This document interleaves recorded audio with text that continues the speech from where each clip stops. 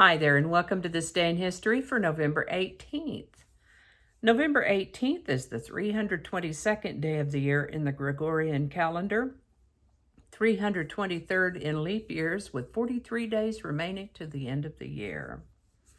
Today's word is dowry.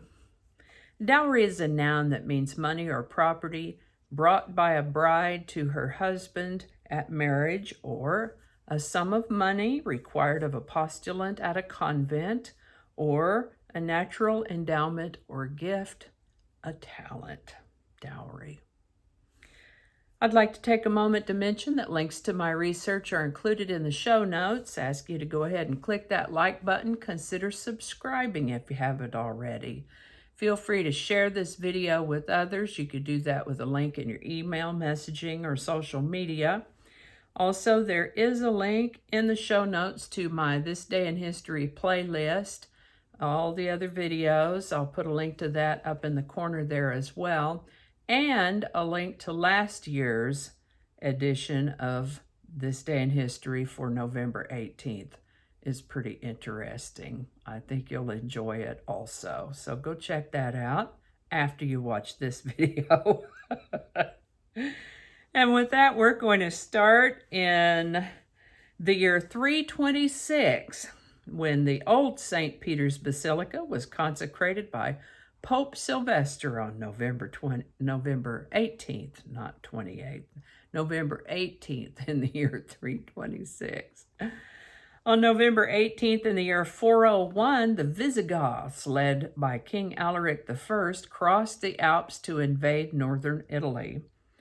The Visigoths, by the way, were an early Germanic people, not to be confused with actual Germans. That's a long story. I think I've covered it in part in another video. Maybe we could take a deeper look at it in future. Visigoths were an early Germanic people. They went into Italy to invade. On November 18th in the year 1421, oh my, a seawall at the Zuiderzee dike in the Netherlands broke. There was a big storm out in the ocean, just broke that dike.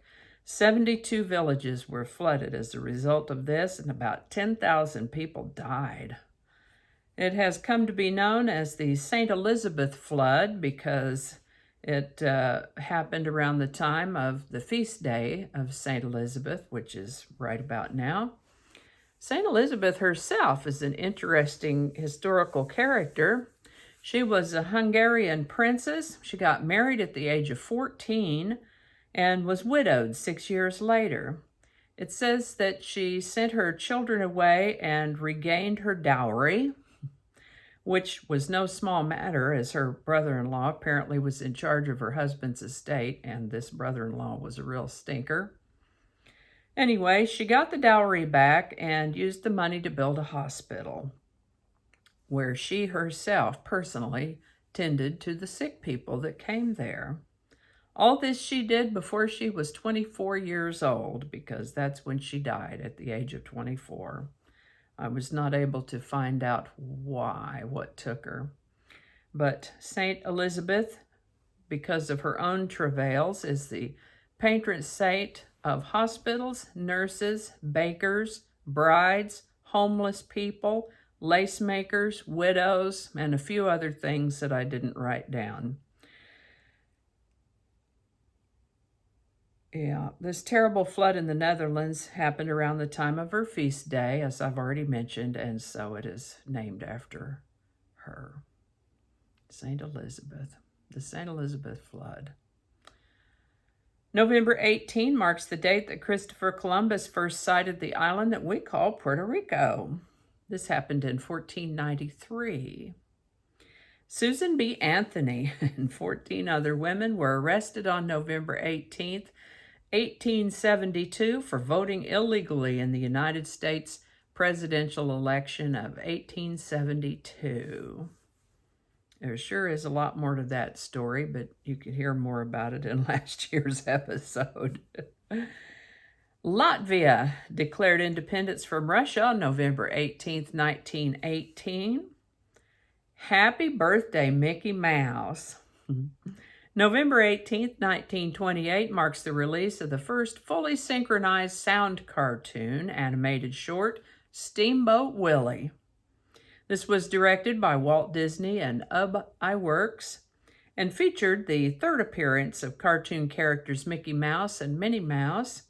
Hence, November 18 is considered by the Disney Corporation to be Mickey Mouse's birthday. Yikes, there was a big earthquake up along the south coast of Newfoundland on November 18, 1929.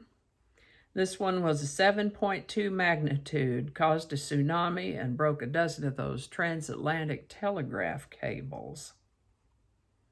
The first push-button telephone went into service on November 18, 1963. Oh my goodness, the People's Temple. On November 18, 1978, a fellow named Jim Jones spearheaded a mass murder-suicide in a settlement he'd named after himself in Guyana, South Africa. He started by having his henchmen murder the congressman and his party that had come to find out what was going on, Leo Ryan and his entourage, to keep them from returning to America and spiriting any of the, what did they call the residents of that place? You know, there were a few people who might have wanted to leave, and he didn't want him. He didn't want him to leave.